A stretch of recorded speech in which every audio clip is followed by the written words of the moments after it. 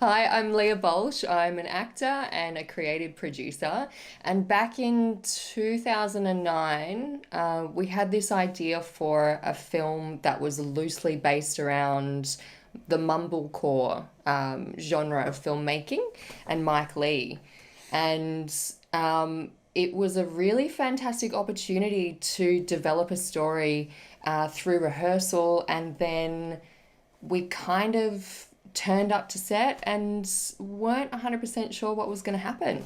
So I've got here fellow actor and writer and creative producer Christian Doran and Dallas Bland, and they are going to introduce themselves as well. So I'm Dallas Bland. I use the word loosely. Directed this film, Embers. It's a bit hard to direct something where you don't exactly know what's going to happen. So I sort of, I put the cameras where they needed to go, and I helped these two on their journey of, and tried to create an environment where they could, at best, explore these characters and explore the story that we had pre-established. But other than that, it was over to them. It's just like the cameras that ask me, "Oh, what am I shooting now?" I'm like, "I don't know. I don't know what's going to happen. Just follow them, and we'll see what happens." So it was a pretty cool experience. So yeah, and then we got Christian. So I'm Christian Doran. Leah brought me in with the idea, and we kind of workshopped it in small chunks over at Leah's place, just to, with the core concept, how were these characters going to react to that, and what were their journey going to be? And we didn't really pick a journey. It was experimenting with different possibilities. And then we went out to the bush and camped overnight and found out, which was a really interesting experience. I suppose I should probably talk about why I thought it would be interesting to revisit this film at this time. And I guess, we're in 2020 at the moment, coronavirus, people have been locked down, all the rest of it. And I'm seeing, that people are in a similar situation. People are going through things, and there might be the same ingredients, but the response to what's been happening has been very, very varied. And so, we'll talk about this, I suppose, as we look at the film, but, you've got two characters who are going through something very similar, and yet their perspectives are completely different. And I also just think, no, I'll save that for later. We'll talk about that then. Cool. So I also played Gas in the film for a little cameo. A little cameo right at the start. So I think without any further ado, we'll just jump into it and have a watch and have a talk about it and see how we go.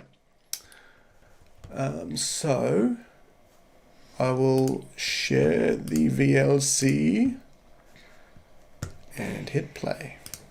So this was made in the ACT region, as I said, 2009. Crick and I had been mates since I think we're about 15. Yeah, probably. Yeah. Year 11. Year 11, yeah. Mm. And then, we've just kind of been making stuff on and off ever since. Mm. Mm. This is the music of Aaron Pacey, isn't it? He was able to put almost this entire soundtrack together for us. This is actually the music from an old band of mine, a death metal band called Dehuman. But that's the end of that, and it's all Aaron Pacey after that. Whose car is this? That's Dave DeBell's car. It was the most bogan car we knew existed. Sorry, Dave, but it was. It's so cool. Yeah. I'd just like to say that we don't see this kind of countryside enough. Like that shot of the first hills, it's totally untouched. I think from cinema, like around, especially in this would have been the what's the national park? Namaji National Park. That's right. Beautiful. It's cool. It's all shot in mini DV on those Sony V1 cameras. We had Simon Cadman on one camera, and Caroline Martin on another camera, and Adam Grant on the boom, and that was it. It was just the six. Is that six? It's just the six of us out there camping and just trying to capture what happened. I love your look there, Dallas. Yeah. Don't get up to mischief kind of look. Yeah. Don't lead her astray. I always wanted to be your brother, so I could do stuff like that. I remember there was something, I was going for something here where we didn't see their faces until they were completely alone. And we didn't start to get to know them until they were completely alone and starting to reveal who they really were. I didn't see you at Nash's place last week, so... We're going to be probably talking over it all. Leah, do you want to talk about the concept? Like, what are these two doing? Or does that come later in the film? Yeah, it does come later in the film. It reveals itself at some point. But are you thinking of something in particular? No. Just the whole conceit of the film and why these two people are alone together is really important for that dynamic, I think, of all of this. It's like why being dropped into the middle of the, because it could be a horror film, but it's really not. Actually, I might just stop. I think we find out in this first interchange that there's been a history here of Pete, your character, going into the bush with Alex's partner Nash, and they do this every year, and Nash is not present this time. So Alex has decided to step in and do this trek as well. But I think, we see that she's got other motivations here. I'd also say, if you haven't already seen this film, I'd say probably go and watch it. We'll put the link with the description. Go and watch it first and then come back, because we're probably going to be talking about spoilers, like what's happening right now. If you don't know what's happening right now, it's not that interesting. I suppose that's what you were totally getting at. Hey, all right. Were they in a vase or something? Yeah, so It's like this little box. they've seen each other. They saw each other a couple of weeks ago, but it wasn't the payoff that I think Alex, my character, was wanting. And very much so, Pete's trying to avoid having a deep conversation about what has come to pass. And I'll just say, so Nash has passed away, and they're both in their own separate ways trying to deal with that reality. Yeah, and that's a very, it's just a very strong thing that carries through the whole film. There's this constant kind of, clash between the two characters, because Alex wants to open up and Pete doesn't. He just wants to... He needs his sacred experience of what he wants to experience this. He wants to share with Alex what he experienced with Nash, and they're both after the same thing, but they're trying to get it in completely different ways, like Leah was saying earlier. And so Pete was Nash's best friend, and he's not dealing with it very well. And Pete's the screw up of the two, the kind of class clown kind of mate. So he doesn't exactly deal with his emotions very well. And then Leigh, your character, saw Nash for many years. I imagine that they lived together and had a pretty significant relationship. And that Pete was, often engaged with them as a couple as well. But it's really interesting, because there's, sometimes a bit of a rivalry that I think happens between, a couple and then a friend. And I think for Pete, he really wanted to have that sacred space. I loved that little moment just then. They've just had this, butted heads a little bit, and he's about to smoke this cone, and then as Alex walks away, he just goes into this little moment of self-reflection. He doesn't even smoke the cone. It's like, he takes advantage of that moment where he's alone for a moment, and I just thought that was really cool. I just want to say I've been that guy in many relationships, the weird friend who goes around and you know, and you do create a very like long-lasting and beautiful relationship with the lady who's forced into the, you know, yeah. So, but then you take away that center pole, that you know, the nucleus to the atom, and then what? You know. Yeah. Yeah. Especially when there's huge grief involved. Yeah.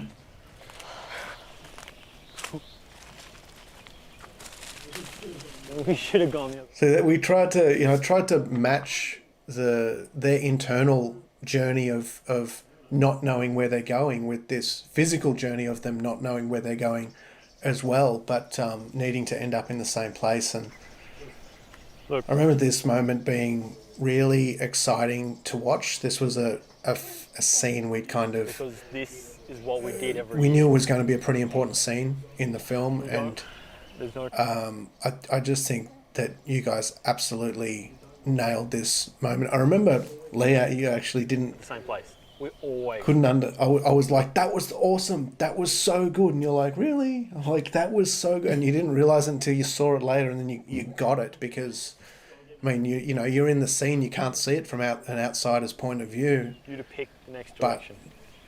Well, This is where it's revealed that Nash is dead, and it just hits home, I think, really, really strongly. so I have no idea because I've never been here before.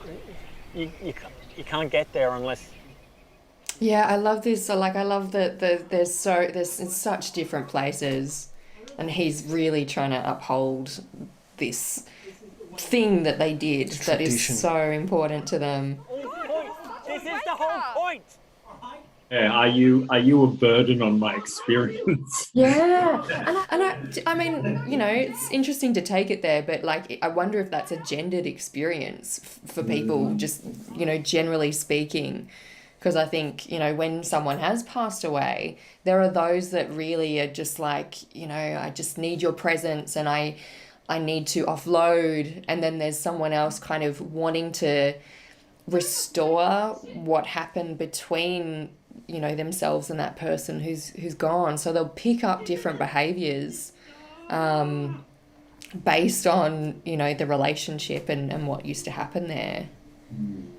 I remember editing this stuff was really interesting too, because, you know, we may have done some of the scenes, we did a few, 2 or 3 takes on each scene, but none of the takes were the same. Like, each take was completely different. Like, obviously hitting the right key moments, but you know, trying to put it together in the edit was fun. Yeah, I've never done this before, and I never have done it again. You know, like I've never had the chance to do this ever since. You know, it's a real risk, kind of. It's a deep dive into something, and you just don't get that opportunity when you're trying to fulfill a script or you know tell a very particular story.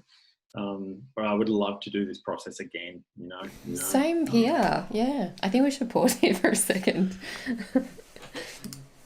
I was going to say, I found watching this, I watched this a couple of days ago, and I found this moment really interesting because I didn't know what was in this poem. Yeah. And you'd brought that to set. Yeah. So, you know, I'd be interesting to see what you remember about bringing that in and kind of the background that you gave the characters. So this scene, I really don't remember where this poem came from. I wrote it and I brought it to set, and I wrote it after one of the development workshops. But the fact that it's coming from Nash's lips is really surprising to me, and I think hopefully it's surprising to the audience as well. Just because is he doing it for him or is he doing it for her? Like, is this is he trying to let Nash speak in the film, or is he,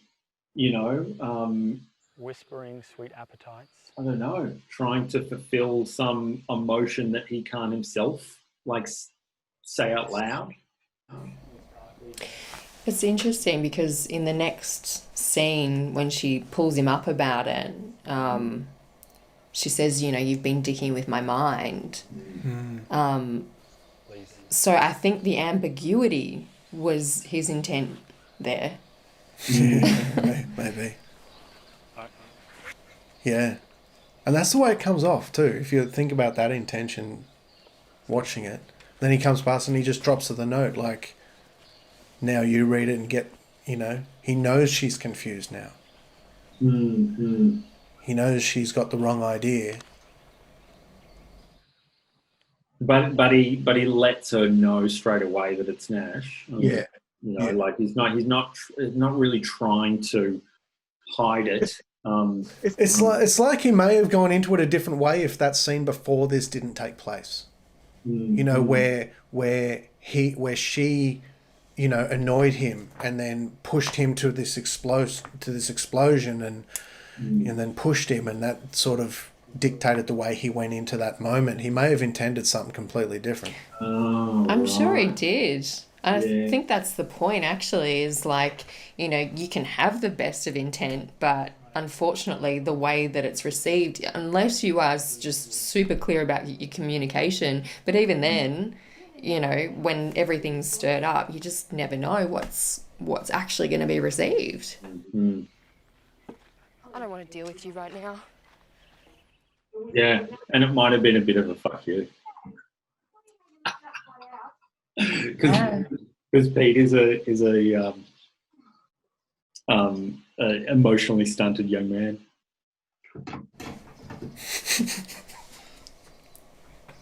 In front of other people, isn't that interesting? Like, actually in the same scene, he's like doing two pretty forceful actions of throwing a stone and kicking wood.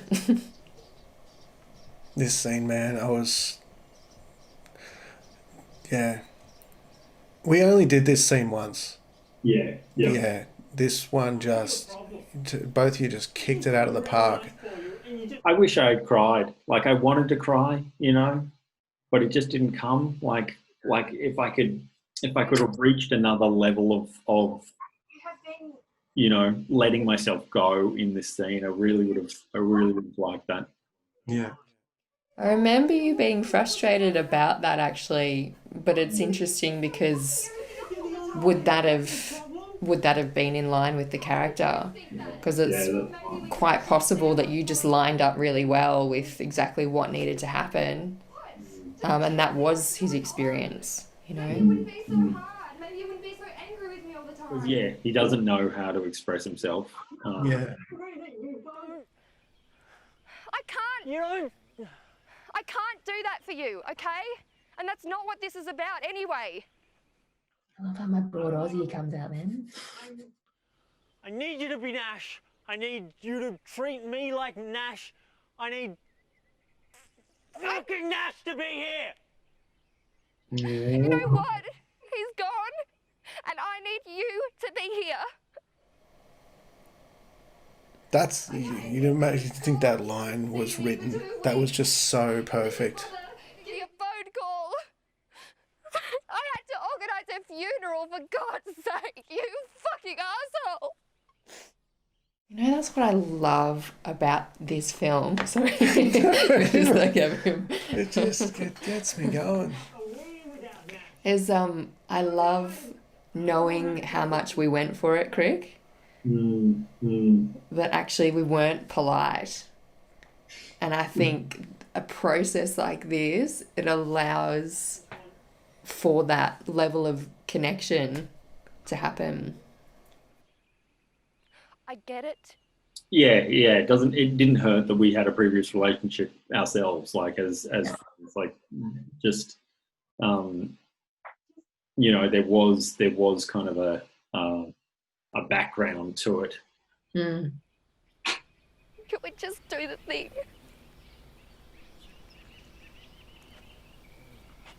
Come on. Did Nash want it? I remember not knowing what to say. You know what I mean? And that's luckily Pete has that problem also. It's because, you know, like, not being able to express myself was something I shared with it, which I think worked for him. It totally works for it. It's funny because, like, when I was doing class with Kerry Armstrong, that would be the thing that you'd be like, I don't know what to do. And she would go, yeah, that's great. And you'd go, oh. And then just having that thought, you know, when the camera picks up on it, it's just the best. It's one of those scenes that, like, you know, Simon and Caroline shooting it, and Adam, they didn't know what was about to happen. Yeah. They hadn't been in any of the workshops. Oh, man. And then, you know, I think Simon was probably the first person to say, yeah, we're not doing that again. Like, you know, we don't have to do that again. They were just blown away at what they saw. This song, man, there's a whole nother 20-minute story in how this song came about from Aaron. Well, you can tell it. You can pause it. Just before we do that. Yeah. It's not a 20-minute story, but you go. Yeah. About the last scene, I remember actually Adam, when he watched it, what did he say? He said, I don't know, there was just something where I think he knew what the landscape was for you and I because of your cancer treatment. Yeah. And how stirred up everything was at that point.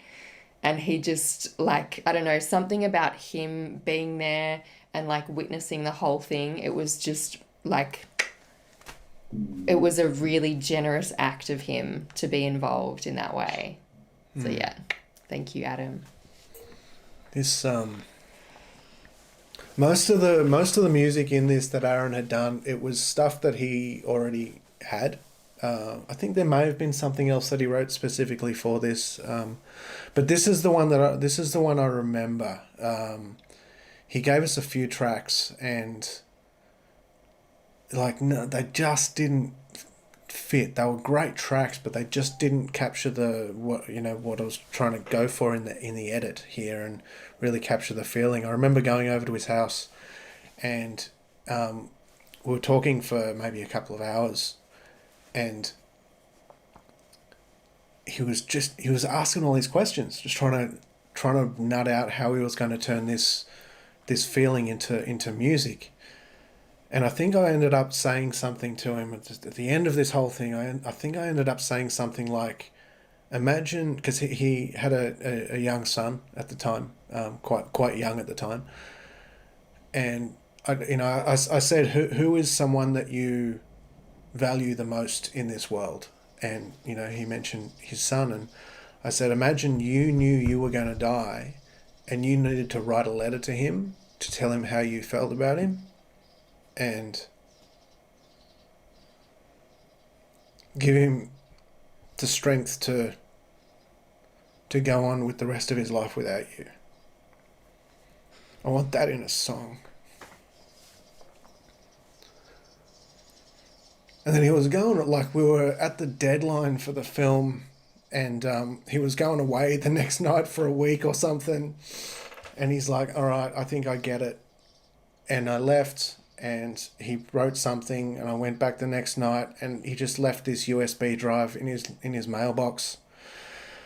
And I was just hoping that it was the right song. And I got home and put it on. I didn't even listen to it first. I put the scene on play and then put the song on and listened to it with the scene, and it was just like, it just fell into place. It was absolutely perfect. Like, it couldn't have been better. It was something to remember, man. I was actually talking to some of my colleagues recently and talking about the song and like how amazing of a musician that Aaron is. And because at the time, like, I was working with him, and so like we would talk about the film a lot. He was like just really into it, and he was so into like being able to provide the music for it. But like he was stuck with this track for this particular sequence. And like I remember him, like his, you know, kind of a legs akimbo kind of dude, just whatever. And I remember him just being like, fucking, I just, you know, I find it in, like saying something like that. And I was like, yeah, right, okay. And then he had this chat with you, and yeah, and I don't think he ever wanted to talk about it again because it was like so personal.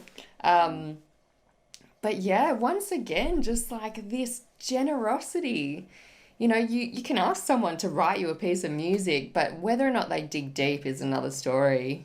Yeah, you know, it's occurred to me before. I just thought of it now again that, you know, if he went into it with that mindset of, you know, of what I suggested, of what I said a minute ago, if he went into it and wrote a song from that point of view and then gave it to us to put on a film, that's super personal. That's a big call, and that's like, you know, an honor to put that piece of music in this. Yeah, I wish that like that everyone knew this song. Like I sometimes get really, you know, attached to music, as we all do, but this was one song that I would like put on my iPod and go walking, and I just listen to it on repeat and just use it to process something.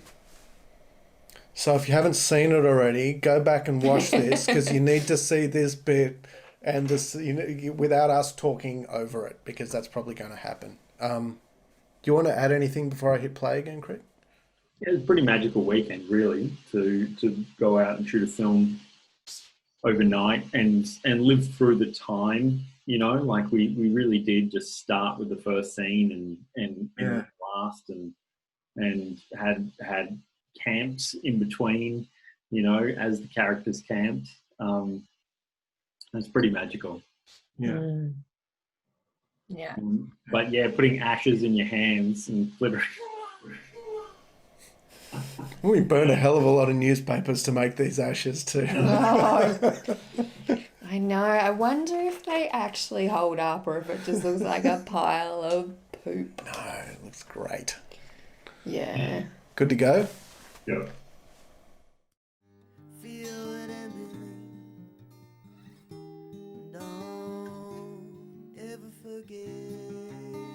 I'm not sure how much how much ashes actually, you know. Ashes does a person create? The story is that we stole some ashes, isn't it? Yeah. Yeah. So about half of them. Yeah, which is just a weird thing to do. So, you know, hopefully people would believe that. It seemed to go down all right when we screened it at Canberra Short Film Festival. So, yeah, who knows? Let Nash go. And this was a longer scene too. There was a whole other campfire scene that didn't make the final cut. It was like a 30-minute film all up. Yeah. I'd be interested to see that. Do we still have that? We'd still have it. So I might have to open the old project, Final Cut 7. I don't think we'll be able to open it again. Yeah. Now, Craig, where did you sleep? Did you sleep in a tent or did you do a car or? Yeah. Slept in a tent. Oh, I didn't sleep outside, that's for sure. But I remember, you know, getting woken up and trying to stay as sleepy as possible. So I just went and lay outside to keep the puffy face on. It's pretty interesting. Like, do you think this was the most involved of an acting process that you've done? Yeah. Absolutely.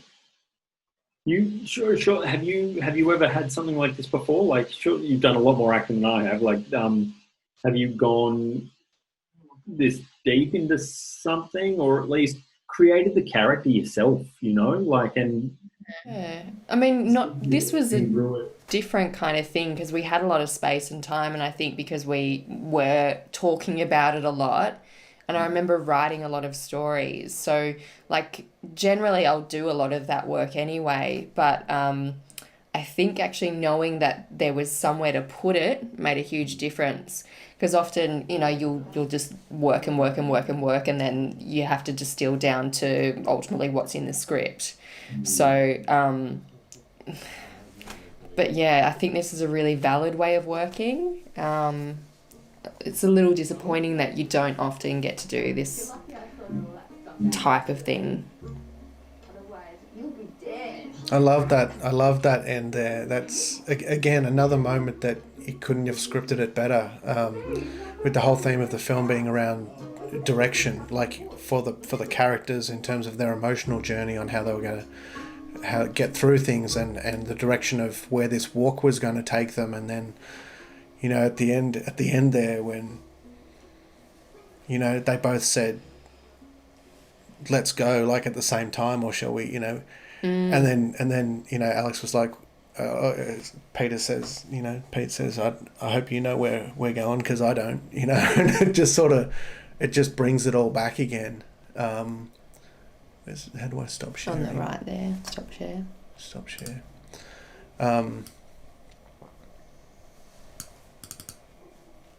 And it's like it's and they have a joke about it there at the end, you know, because that kind of joke anywhere before virtually that moment in the story and before anything that led up to that big climactic sort of argument, that joke wouldn't have gone down very well at all.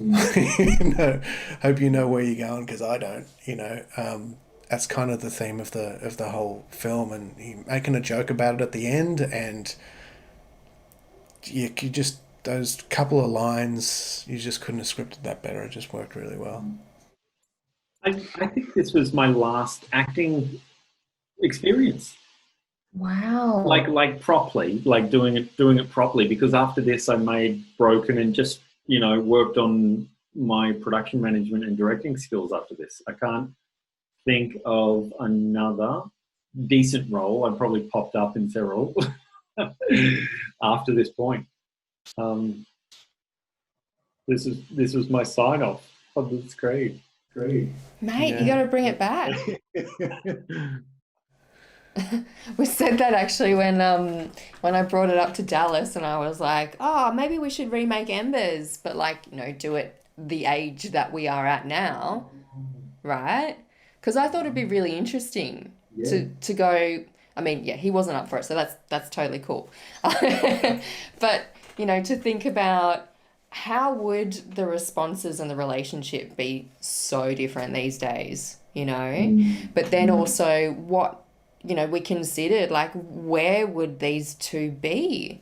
Because maybe they're not friends anymore, you know? Like, that's a massive thing that is completely possible, that maybe for some reason they had to get together and, you know, kind of go through what this experience was, debrief again about it, or something, I don't know. Right. 10 years on, you know.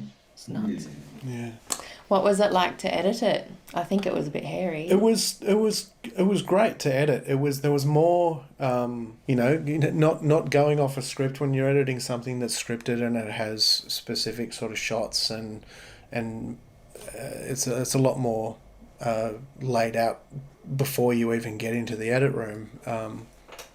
You've got a certain amount of freedom, and of course, you can do different things in there, but nothing like this. This is very different in that way. It's you look at a few takes that are just completely different. Sometimes it was like just picking the best take, and then just editing the whole scene out of that one take, and just all the editing was just picking when to cut back from one camera to the other. But also like putting together the story around it, the establishing shots, the pacing it from scene to scene. You know, when you're out there filming a scene like this, it's easy to forget about shooting that stuff. You know, shooting the the pickups, shooting bits of the landscape, bits of your legs walking through and kicking down logs and all of this kind of stuff. It's easy to forget that when you're just focused on what are the actors doing next and how do we capture that. But I think we got enough good footage in there to really put it together. The shots of the kangaroos and you guys running away from the kangaroos. I remember being super scared of those kangaroos. I remember there was a bit we wanted to use where we were filming you come up from like 300 meters away or something. And you're on these Sennheiser wireless mics, and we could just the audio just wasn't working. Adam's there going, they're breaking up, man. They're breaking up big time. Like, you know, having this great conversation walking up to where we're shooting, and it was just all dropping out. It was just dropping out. So we had to pick up in the edit from basically once you were already in position and sitting down before she pulls out the ashes. It was a big editing task, but it was definitely worth it, because when you make something really work or do something that you feel really works, and you've pulled it out of something that was so freeform, it's very satisfying. Big long takes. Hard to cut stuff out, isn't it? When you've got an emotional flow. Yeah. And I've seen films that needed to, like feature films that do improvised scenes and need to get to that 90 minutes or 100 minutes, and they just jump from this emotion to that emotion. You actually need to let it play. Like otherwise that gap, not having that, what was in there, just makes their character journey not make sense. So you really have to do, sit with the characters and hear every breath to actually understand how they change over a scene, where that change is. It's interesting. I was listening to Noah Baumbach talk about Marriage Story, and because once they had the script, they were so faithful to it. I think I'm going to get confused.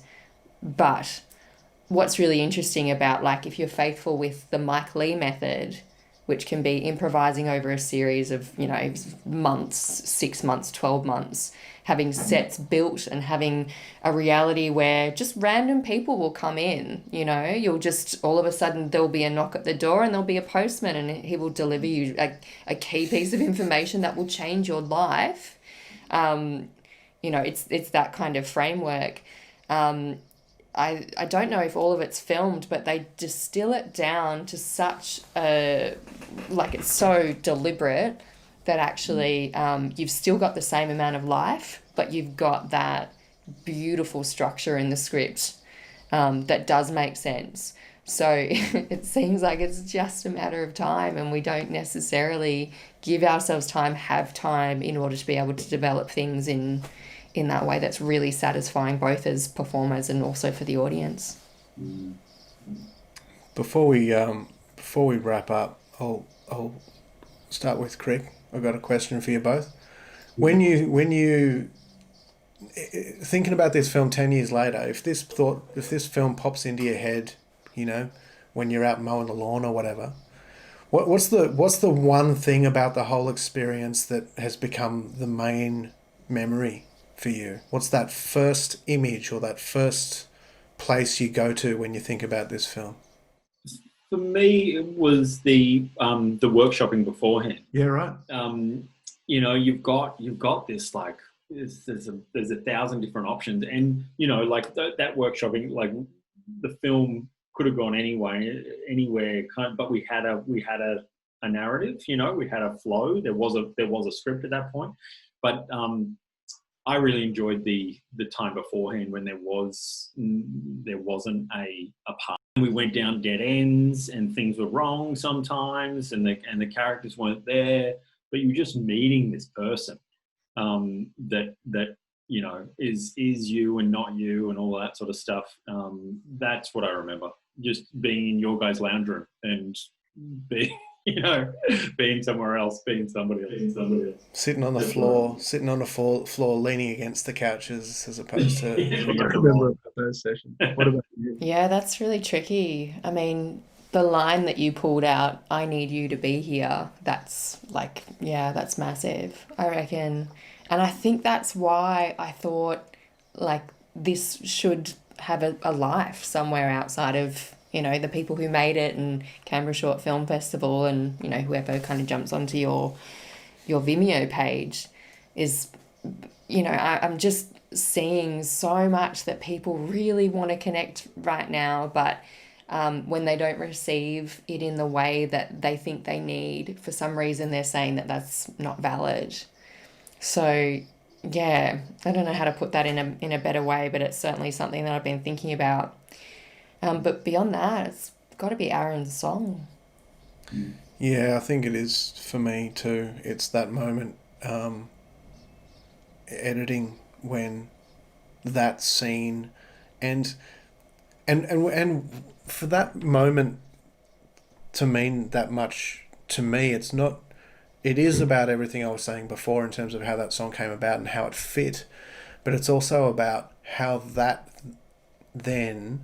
scene then ended up being tying the rest of the film together so well. So it was about all the scenes before that. It was that moment where I knew they were all going to work. Because it was Nash that was singing it. That's kind of what I think you ended up kind of endowing the song with, or Aaron endowing the song with. Yeah, that's right. That he was there throughout the whole thing. Yeah. But yeah, it's definitely for me, when I think back, Embers, it's that's that song, that scene, throwing the ashes into the air. Yeah. Yeah, awesome. Yeah. If any parting words from anyone? I think if anyone's interested in checking out some other work from any of us, we'll pop our details in the description. Absolutely. And yeah, feel free to let us know if you have something to say about the film. Yeah, we'd love to know if some of this has struck a chord, you know, in our present COVID world, how we're all going through the same thing, and as Leah said, we all deal with it different ways, and we need things from people that we know, and they need stuff from us as well, and sometimes those two don't meet very well. Yeah. Let us know. Any last words from you, Craig? Cool. It's an emotional film. Like, it's, you know, just watching it now, it's like bringing a whole bunch of stuff back up, which is awesome, you know, like with that being part of a project that actually does achieve some sort of emotive responses is tough, you know. Like, it's like I've made plenty of things that I hoped would affect an audience, and it's challenging. It's really hard to craft that sort of stuff. So I hope people do feel something when they watch the film, and it does relate, good or bad, to what they're feeling at the moment. Awesome. Sick. Well, thank you very much. Thanks to everyone watching this far. Thanks, Craig. Thanks for Leah. tuning in. Bye all. Catches.